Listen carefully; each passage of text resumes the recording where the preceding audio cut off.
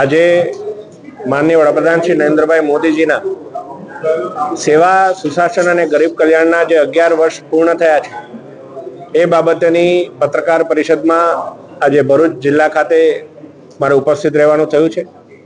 અમારા સાથે અમારા પ્રદેશના ઉપાધ્યક્ષ આદરણીય જનકભાઈ, સંગઠનના પ્રમુખશ્રી, માનનીય ધારાસભ્યશ્રીઓ અને તમામ લોકો સાથે મળી અને મોદી સાહેબના છેલ્લા 11 વર્ષની અંદર કયા પ્રકારે એમણે રિફોર્મ્સ નહીં પરંતુ ટ્રાન્સફોર્મ પર એમણે હંમેશા ધ્યાન કેન્દ્રિત કર્યું છે અને નાના નાના જે સુધારાઓ છે એને લઈને મોટા વિઝન માટેના જે તૈયારી એમણે કરી છે।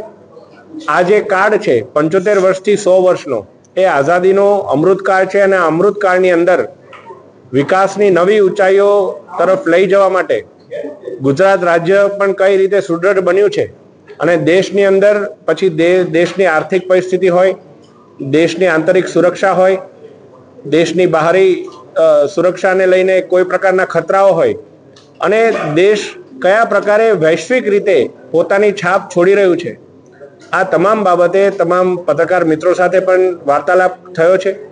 સાથે સાથે પત્રકાર મિત્રોએ જે ભરૂચ જિલ્લો છે એને લઈને પણ ઘણા વિકાસના મુદ્દાઓ વિશે જે ચર્ચા કરી છે, જે અમારું ધ્યાન દોર્યું છે, એ બાબતે પણ યોગ્ય સ્તરે રજૂઆત થાય અને ભરૂચ જિલ્લો પણ વિકસિત ભરૂચથી વિકસિત ગુજરાત અને વિકસિત ગુજરાતથી વિકસિત ભારત તરફ આગળ વધવા માટે સૌને મદદ કરે, એ બાબતે અમે સૌ પ્રયત્નશીલ રહીશું। હેમંતભાઈ, ખાસ કરીને જોવામાં આવે આજના કાર્યક્રમનું શીર્ષક છે સેવા સુશાસન ગરીબ કલ્યાણ। મનરેગા કૌભાંડ ક્યાંક ને ક્યાંક ત્રણ બાબતોને સ્પર્શતું છે અને ભરૂચમાં એની કાળીકુંડી લાગી છે। તમે શું કહેશો કે આ મામલાની તપાસ કયા સ્તર સુધી જવી જોઈએ અને તેમાં શું પરિણામ આવશે? મને ચોક્કસપણે વિશ્વાસ છે અમારા મૃદુ તથા મક્કમ માનનીય મુખ્યમંત્રી શ્રી ભૂપેન્દ્રભાઈ પટેલ ઉપર અને એમની સરકાર ઉપર કે ક્યારે પણ કોઈ પણ પ્રકારનો ભ્રષ્ટાચાર હોય, પછી એ નાનો હોય કે મોટો હોય, એનો સ્કેલ કોઈ પણ હોય, પરંતુ ભ્રષ્ટાચાર માટેનું ઝીરો ટોલરન્સ એ હંમેશા એમની કાર્યશૈલી રહી છે, એમની કાર્ય પદ્ધતિ રહી છે।